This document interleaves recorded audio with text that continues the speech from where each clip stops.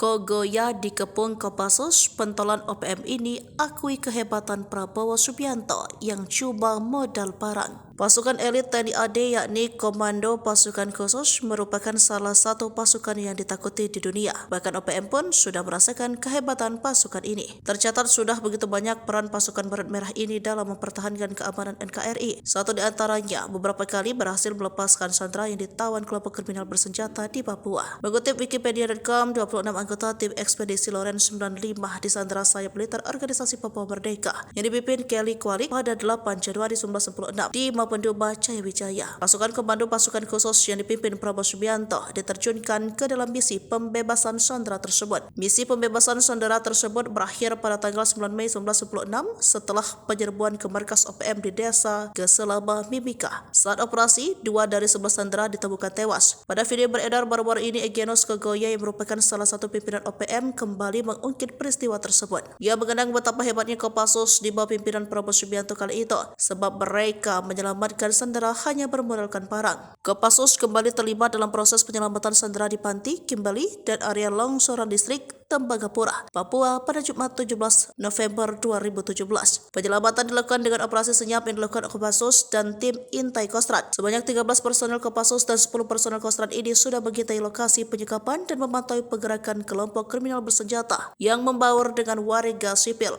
Tercatat sebanyak 344 warga sipil berhasil diselamatkan meski sempat diwarnai baku tembak dengan KKB atau OPM. Di tahun 2024 ini Kopassus sudah berusia 72 tahun. Perayaan hari ulang tahun tersebut dilakukan di Markas Besar Kopassus Cijantung, Jakarta Timur, Selasa 30 April 2024. Pantauan Kompas.com, Prabowo sudah hadir di lokasi dengan menggunakan baret merah dan setelan jas abu-abu. Presiden Republik Indonesia terpilih itu didampingi Panglima TNI Jenderal Agus Subianto, Kapolri Jenderal Listio Sigit Prabowo, dan Komandan Jenderal Kopassus Maijen John Afriandi.